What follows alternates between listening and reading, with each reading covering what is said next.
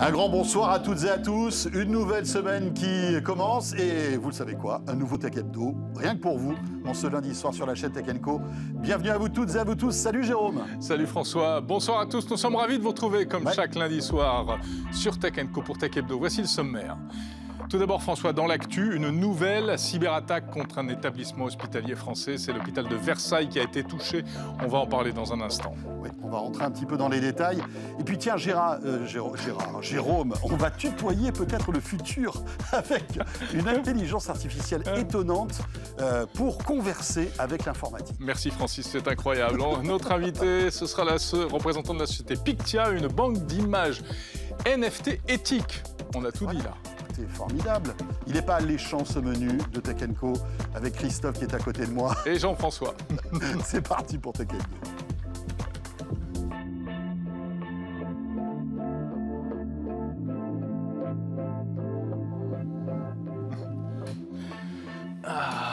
Et oui, que voulez-vous, c'est bientôt la fin de l'année, on est un petit peu au bout du rouleau, je crois. Ouais. Puis en plus, t'as pas une tête à t'appeler Gérard, c'est ça qui est bizarre. Je sais pas. Je ne sais pas. Bon, il va falloir un petit peu creuser tout ça. Merci en tout cas d'être là. Vous le savez, on est là chaque lundi soir sur la chaîne Tech Co pour revenir sur toute l'actualité tech. Vous pouvez nous retrouver bien sûr sur la chaîne YouTube, sur l'appli RMC BFM Play et sur la chaîne Tech Co disponible sur toutes les box. SFR, Orange, Free et Bouygues Télécom. Exactement. Alors, surtout, vous n'avez aucune excuse pour ne pas suivre Tech Hebdo tous les lundis soirs. Tech Hebdo, c'est presque un rituel maintenant. Dans un instant, notre invité. Et puis, juste avant, c'est l'actu.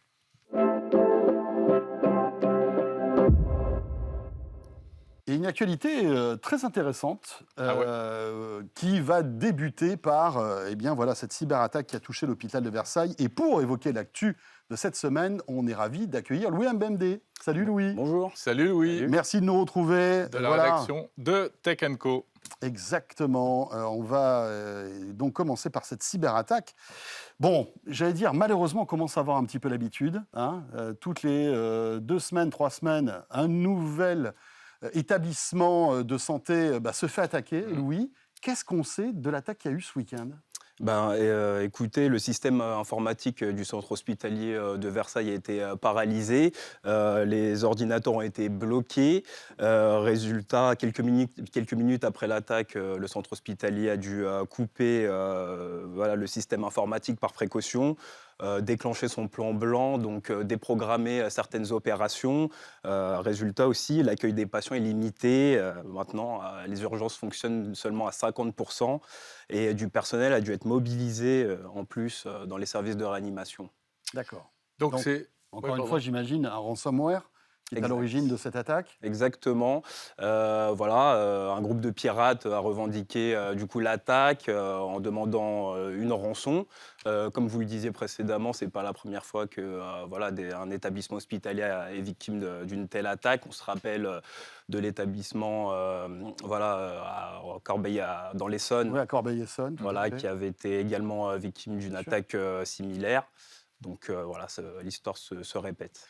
Et alors ça a pris une ampleur politique, on va dire, puisque il y a plusieurs ministres qui sont montés au créneau, le ministre de la Santé, le ministre de l'économie numérique, Jean-Noël Barrot, qui a communiqué ce week-end là-dessus. Parce qu'il faut savoir que tout le système informatique de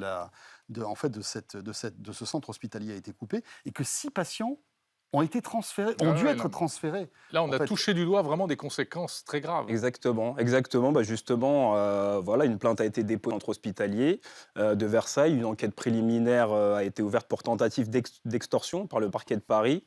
Et les investigations sont confiées au Centre de lutte contre les criminalités numériques et le Centre de lutte contre la sous-direction de la lutte contre la cybercriminalité, notamment. Mais on peut penser que, comme d'habitude, l'hôpital de Versailles n'était pas forcément visé, mais en fait, il est tombé dans les mailles du filet pour des problèmes de vétusté du système informatique, non ? Oui, totalement. Justement, normalement, les hôpitaux devraient consacrer 5 à 10% de leur budget informatique dans la cybersécurité, mais selon les experts, ce n'est pas forcément toujours le cas. Dans cette affaire-là, ça doit sans doute être le cas, pour le coup. Ouais. Il faut savoir que dans tous les bureaux, écran noir, partout dans l'hôpital, c'est quand même incroyable. Et l'ensemble de ce système informatique a été coupé. et donc plus de réseau, ce qui fait qu'il y a même des opérations qui ont dû être déprogrammées. Et il faut savoir que cette attaque tombe quelques jours après le fameux plan cyber que vous avez peut-être suivi, qui a été présenté par en fait, le gouvernement, qui a décidé d'investir 30 millions d'euros pour les TPE.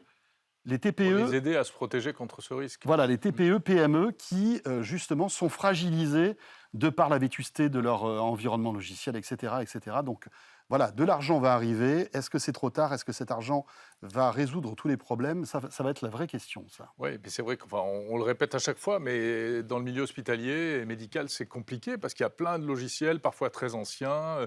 Du coup, on ne peut pas faire les mises à jour des systèmes d'exploitation et ça fait des vrais gruyères ouverts à toutes les failles, quoi. On en reparlera avec Benoît Grunenwald, notre expert cybersécurité, qui viendra nous en parler.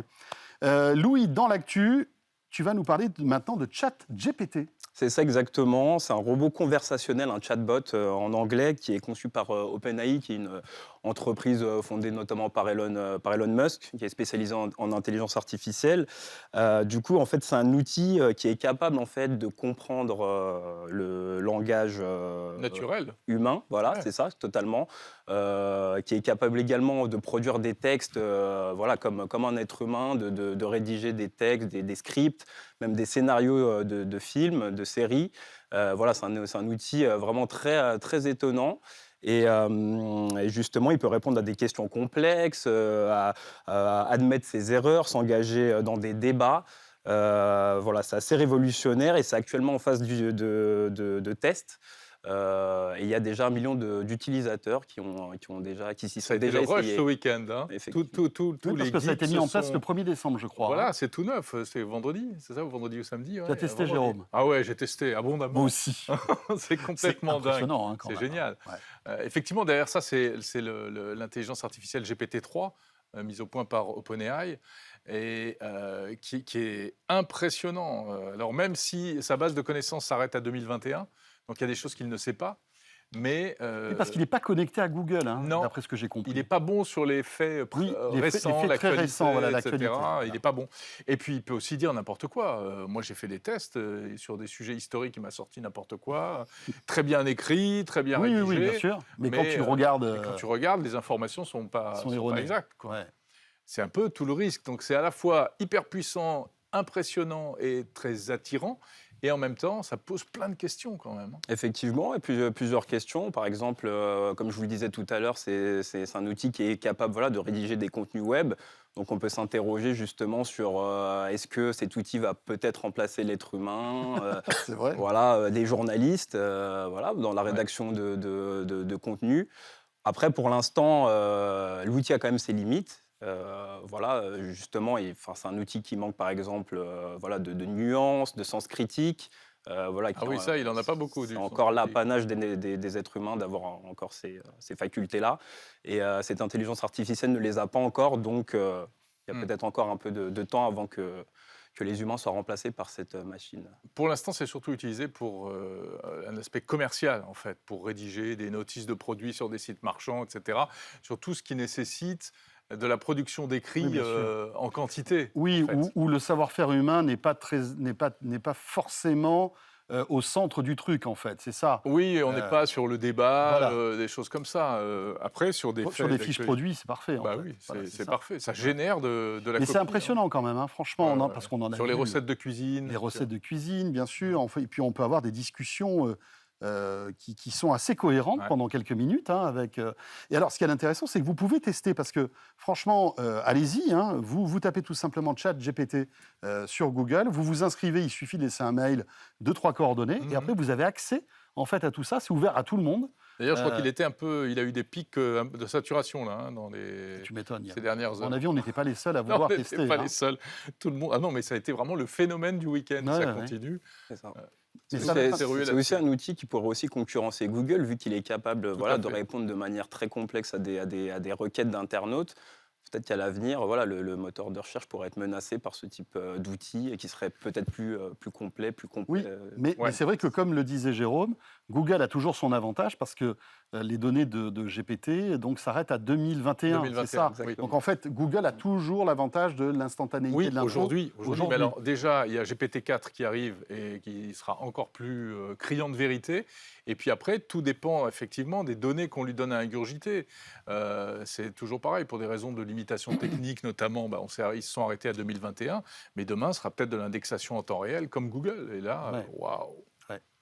C'est impressionnant. Testez. Vous verrez, c'est vraiment bluffant. On a parfois l'impression que quelqu'un vous répond vraiment, un humain, et en fait, non, c'est de l'intelligence artificielle. Ce qui est amusant, encore un dernier mot, peut-être sur le chatbot, c'est qu'il est limité, c'est-à-dire qu'on n'a pas le droit. Il y a certains sujets tabous. Si on lui demande comment est-ce qu'on fabrique une bombe artisanale, il ne répond pas. Voilà, tous les sujets, on va dire, un peu sensibles sur le web. Exactement, et il est capable aussi de détecter ce genre de requêtes et d'y opposer. Même s'il y a des moyens détournés d'y arriver. Exactement. Très bien, passionnant tout ça. Et dans l'actualité, tiens, revenons quand même à notre épisode, j'allais dire hebdomadaire, dans Tech Hebdo, Jérôme. Évidemment. Où en sommes-nous du grand feuilleton Twitter? Il nous faudrait un jingle Twitter, moi. C'est vrai. Twitter, Elon Musk, un truc comme ça. Alors Louis, on en est où? Louis. Beaucoup de choses actuellement. Elon Musk a annoncé qu'il y avait pas mal d'annonceurs, de grands annonceurs, qui avaient auparavant fui la plateforme, qui étaient en train de revenir, notamment Apple et Amazon. Amazon justement qui pourrait redémarrer la publicité sur Twitter pour environ 100 millions de dollars par an. En tout cas, c'est une annonce qu'a fait Elon Musk sur Twitter ce week-end. Donc, on attend. Donc là, ça lui redonne le sourire. Oui, tout à fait, exactement. Dans les moins bonnes nouvelles, il y a les Twitter Files. Le journaliste américain Matt Taibbi en fait, est revenu sur une affaire qui date de 2020, qui met en cause Hunter Biden, qui est le fils de l'actuel président américain. Et donc, en fait, ces Twitter Files racontent en fait, cet épisode qui met en cause le fils de l'ancien président, du président actuel américain. Et les réseaux sociaux sont un peu accusés d'avoir empêché effectivement, la publication, que ces nouvelles fassent trop de bruit en fait. Les détracteurs en tout cas de ces documents estiment que c'est la preuve que le réseau social effectivement a eu une influence sur le scrutin et que ça aurait favorisé justement l'élection de Joe Biden. Mais après, ça se discute, parce que même s'ils ont éventuellement freiné la propagation de ces informations, est-ce que c'était pour des raisons politiques ou est-ce que c'est parce qu'ils estimaient que les informations n'étaient pas fiables, pas sourcées? C'était plutôt ça le problème, d'ailleurs. Parce que la presse américaine n'a pas vraiment suivi ces révélations-là, en tout cas au début. Voilà, sujet intéressant. Bon, et puis en plus, il y a eu cette rencontre, mais là, ça date de la fin de la semaine entre Elon Musk et Tim Cook. Au bord de l'étang. Au bord de l'étang de méditation. De l'Apple Park. Donc Tim Cook a invité Elon Musk dans les locaux flambant neufs d'Apple pour discuter de choses et d'autres. Alors, on ne sait pas trop de quoi ils ont discuté. Visiblement, en tout cas, ils se sont rabibochés. Ça, c'est la bonne nouvelle. Ils ont peut-être parlé de la pub, puisque apparemment... Mais voilà. Et d'ailleurs, Elon Musk l'a signifié, je crois. Effectivement. Évoqué le retour d'Amazon. Oui. Mais Apple aussi va revenir. Apple aussi, la publicité revient sur Apple. J'imagine qu'il y a eu d'autres sujets mis sur la table, comme par exemple la commission de 30%. Sur l'App Store en passant... À mon avis, ils n'ont pas dû avancer beaucoup sur le sujet. Ils n'ont pas dû avancer beaucoup. Tim Cook a dû lui faire une explication de texte en disant... Tu sais, gars, c'est comme ça, pas autrement. C'est comme ça, puisque rappelons-le, Elon Musk a cette volonté de faire payer Twitter avec un abonnement à $8 par mois. Et si vous avez Twitter sur votre iPhone et que vous souscrivez à cet abonnement directement via l'appli de votre iPhone, Apple se prend 30%. Exactement. Voilà. Et ça, Elon Musk l'a découvert la semaine dernière. Oui, il n'a pas du tout apprécié. Et ça ne l'a pas fait rire. Et on lui dit, mais qu'est-ce que c'est que cette histoire? J'étais pas au courant. Alors que tout le monde le sait depuis des années. Il devrait nous écouter, parce que franchement, exactement. On en parle assez souvent. Tiens, c'est Emmanuel Macron aussi qui a eu une entrevue effectivement. exceptionnelle, qui n'était pas prévue d'ailleurs, d'1 heure avec Elon Musk. Voilà, ils ont parlé justement de modération des contenus, puisque effectivement, c'est le gros sujet actuel. Un sujet important pour l'Europe, le fait que malgré tout, il n'y ait pas de fake news et de désinformation sur la plateforme Twitter. Et en fait, c'est vrai, aussi bien la France que même au niveau de la Commission européenne, ils ont très peur que Twitter n'ait pas les moyens de respecter, de respecter la loi en termes de modération des Avec contenus. Avec 50% des effectifs en moins, exactement. ça devient compliqué. Encore un petit mot, on a le temps de dire un petit mot d'un autre sujet, François ? Oui, bien sûr. On va parler de la 5G. Oui. La 5G qui pourrait être déployée dans les avions, Louis. Oui, c'est ça. La Commission européenne va autoriser les compagnies aériennes du coup, à déployer la 5G dans les avions. En fait, c'est une décision qui va permettre d'en finir en fait, avec le fameux mode avion. Au décollage, qui en vérité n'est pas obligatoire depuis un certain temps, depuis 8 ans concrètement. En fait, le principal enjeu, c'est comment déployer du coup la 5G dans les avions. En fait, ça implique d'équiper les appareils d'antennes qui se connecteront à des satellites et qui permettront la transmission de données. Un peu comme le Wi-Fi aujourd'hui dans les avions. C'est ça. C'est ça, exactement. Mais au lieu d'avoir le Wi-Fi, on aura la 5G. Voilà. On aura une continuité du réseau quand on rentrera dans l'avion. Mais ce sera payant. Ça sera payant. Les utilisateurs risquent d'être fortement taxés là-dessus parce que c'est quand même une technologie qui coûte de l'argent à déployer. Bien sûr. Et forcément, ce sera pas gratuit. Ouais, il faut voir après s'il y a un modèle économique derrière tout ça. Est-ce qu'on se mettra en mode avion justement pour ne pas avoir des frais de roaming? Parce que si tu te fais un vol de 10 heures ça le coup, et que tu checkes tes mails et que tu te retrouves avec 100... il y a une acceptation, je pense. Oui, je pense aussi. Voilà, et puis ce sera a priori déployé en tout cas, l'Union européenne souhaite déployer ça le plus vite possible, mais au plus tard le 30 juin prochain.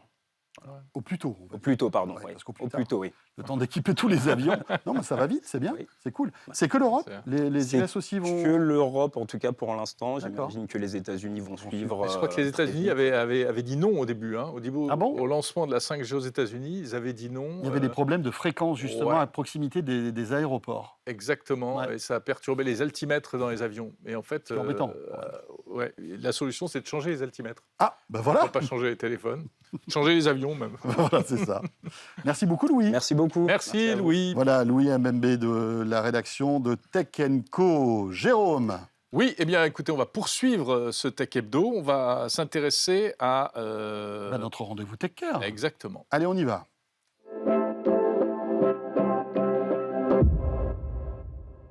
Et donc, notre rendez-vous Tech Care avec Orange. Jérôme, vous savez qu'on aime bien nous intéresser à cette tech qui fait du bien, en tout cas qui a du sens, ou peut-être un peu plus de sens que certaines innovations qu'on évoque chaque semaine. Et on va parler de Pictia. On va parler de Pictia, qui est alors je vais la faire courte, une plateforme NFT de photos certifiées éthiques, dont va nous parler notre invité François Rossigneux. Bonjour. Bonjour. Vous êtes le cofondateur et le CTO de Pictia. Tout à fait. Est-ce que vous pouvez nous expliquer un peu? Donc, c'est un site qui héberge des photos. Exactement. Alors, Pictia, c'est une marketplace éthique dans le sens où, en fait, on va certifier les photos qu'on a en base et puis ensuite, on va assurer la traçabilité. Traçabilité, donc, vers les usagers de ces photographies, donc qu'ils soient des annonceurs ou des collectionneurs de NFT. Et on met un focus particulier sur la préservation des droits d'auteur. Donc, voilà. Très bien. Parce qu'il faut savoir qu'effectivement, des bases de données et des plateformes de photos, il y en a beaucoup. C'est très utilisé par beaucoup de professionnels. Bien sûr. On les achète la plupart du temps. Mais le problème, c'est que même une fois achetés, certains peuvent les voler. Ils vont les récupérer sur Google, etc. Et hop. Enfin, cela dit, ça ne nous empêchera pas de les voler, là, finalement. Alors nous, simplement une éthique en quelque sorte. Ce qu'on fait, c'est qu'on va donc prendre acte que telle photo a été uploadée sur la plateforme. Donc pour ça, on fait des certificats d'authenticité. Donc on prend l'identité du photographe, on fait un eurodatage de sa photo, et ensuite on vient assurer en fait une exclusivité d'exploitation aux annonceurs qui achètent les images. Et donc s'il y a des reprises commerciales indésirables de ces images, on va entamer une procédure de gestion de litige amiable, donc avec un constat numérique normé qui respecte la même norme utilisée par les huissiers quand ils font des constats Internet. Et ça fait l'objet d'une seconde plateforme qui s'appelle Chainnote et qui permet vraiment d'établir ces constats. Et donc, c'est une plateforme qui est utilisée également par des directions juridiques, voire le grand public, s'il y a des éléments frauduleux sur Internet. Prenons par exemple, Jérôme fait une très très belle photo qui est... acheter par exemple une agence de publicité, de manière tout à fait légale, etc. Elle est tracée, il y a un NFT. Moi, derrière, j'arrive, je prends cette photo, je la mets sur mon site web. sans avoir payé T'es qui mort. que ce soit. Vous, avec ChainNote, vous allez retrouver cette photo. Est-ce que vous allez scanner le web, en tout cas comment ça marche en fait Exactement. Donc Pictia en fait se charge de scanner le web, donc tout le web indexé, donc que ce soit les sites publics et également les réseaux sociaux. Et ensuite, on va dresser aux photographes concernés en fait une liste des sites où ces images sont prises potentiellement de manière frauduleuse. Et ensuite, le photographe donc, déclare ce cas comme un litige. Et là, on fait appel à la plateforme ChainNote qui va établir en fait un constat numérique qui respecte une norme afin d'être valable éventuellement devant la justice. Et du coup, c'est... Et c'est là où il recevra une mise en demeure. Exactement. On va voler ma photo. Et le photographe va récupérer du coup une partie de ses droits d'auteur. Ça n'existait pas. C'est-à-dire qu'aujourd'hui, un photographe ne peut pas tracer sa photo. Alors nous, en fait, Oui, ça existe. Non, on peut tracer les photos. Exactement. En fait, il y a des outils, des briques technologiques disponibles sur Internet. Et nous, notre originalité, c'est de proposer une chaîne de valeur, une plateforme unifiée en fait, qui va rassembler tous ces services, allant du certificat à la traçabilité, en passant par la vente de licences et la vente de NFT. Est-ce qu'on ne peut certifier que des photos, François? Est-ce que, par exemple, Jérôme fait des petites vidéos de temps en temps? Alors, parfois, elles sont bien, parfois, il y en a des moins bien, on ne va pas rentrer dans ce détail, mais admettons, voilà, il fait des photos. Est-ce qu'on peut arriver à certifier des vidéos aussi? Alors, au niveau technique, c'est tout à fait possible. Nous, on utilise des ancrages blockchain standardisés. Nous, notre plateforme s'adresse principalement en fait aux photographes parce que c'est vraiment nos clients principaux.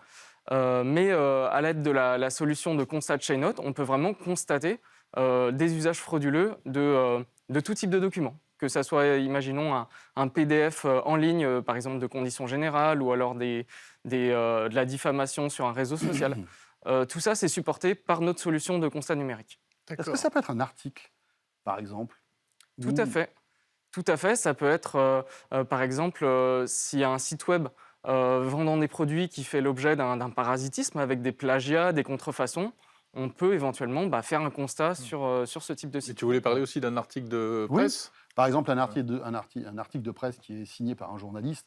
Alors, égoïstement, on parle un peu de notre métier, mais c'est vrai que ça arrive. C'est vrai qu'il y a pas mal de vols sur Internet, ou en tout cas de contrefaçons d'articles. Est-ce que là, on pourrait certifier un article pour qu'il soit en quelque sorte protégé? Oui, tout à fait. Nous, on s'adresse vraiment à toute personne qui souhaite préserver ses droits d'auteur. Donc, dans le cas d'un article, on va venir prendre acte que tel jour, à telle heure, il y a eu tel article sur tel site web. Tout ça, c'est horodaté et la preuve est conservée indéfiniment. Alors, pourquoi parlez-vous de démarche éthique? Alors, éthique, c'est parce qu'on s'adresse en fait aux photographes et on assure une rémunération juste et équitable en fait, à l'ensemble en fait, des acteurs de la création. Donc, à la fois aux photographes, mais également auprès des usagers qui ont une garantie d'exclusivité dans l'exploitation de l'image. Et puis, avec des tarifs, des commissions abordables et éthiques par rapport à ce type de plateforme. Est-ce qu'on a une idée du manque à gagner des photographes, par exemple, parce qu'ils se font piquer leurs photos sur Internet? Oui, alors on estime à environ 80% les images utilisées sans autorisation. Et pour les photographes, on estime à peu près à 5 000 € par an le manque à gagner. Pour chaque photographe? Pour chaque photographe. Alors évidemment, c'est une moyenne, parce qu'il y a différents métiers. Des professionnels, il y a des amateurs. Mais c'est énorme et c'est vraiment un très gros préjudice en fait, qui est causé aux photographes. Et alors la fiabilité de la traçabilité, elle est sans faille? C'est ça. Alors nous, on supporte vraiment une traçabilité, même si l'image est recadrée, si sa colorimétrie a été changée, s'il y a du texte qui a été ajouté. Ça, on va le détecter. Et ensuite, le photographe, il va pouvoir sélectionner en fait, dans la liste, une liste qui est priorisée en fait, pour traiter les cas qui lui sont vraiment préjudiciables. Intéressant. Pas mal. Donc votre public, votre cible, c'est qui? C'est les photographes pros? C'est ça. Du côté des créateurs, ça va être agence de photographes pro. Pour la solution de ChainNote, donc la partie vraiment constat numérique, ça va être également les directions juridiques, les avocats, voire même le grand public. Et du coup, pour ceux qui achètent ces images, ça va être les annonceurs et les collectionneurs de NFT. L'idée étant qu'ils puissent rentabiliser leur collection à travers la location, entre guillemets, en vendant des licences. Voilà, donc Pictia qui s'associe, qui fonctionne de pair avec ChainNote. Exactement. Et vous êtes donc le cofondateur et CTO de Pictia, mais aussi de ChatNote, j'imagine. Hein. Exactement. Alors en fait, c'est vraiment 2 plateformes séparées, mais Pictia fait appel à ChatNote pour la partie constat. Merci beaucoup François Rossigneux. Merci beaucoup d'avoir beaucoup. été notre invité cette semaine dans notre séquence Tech Care. Et bien voilà, c'est avec toutes ces bonnes nouvelles que se termine ce Tech Hebdo. Bien évidemment, on a été très heureux de passer cette petite demi-heure en votre compagnie et on sera de retour, Jérôme, la semaine prochaine. Voilà, d'ici là, portez-vous bien, continuez à regarder Tech Hebdo partout, sur le web et bien sûr sur vos box. Et tous les autres programmes aussi de la chaîne Tech & Co qui vous attendent, bien sûr. N'hésitez pas à nous dire ce que vous en pensez sur le compte Twitter de Tech & Co, ça nous fera plaisir de vous lire. Merci en tous les cas d'être là et à très très vite. Salut à tous.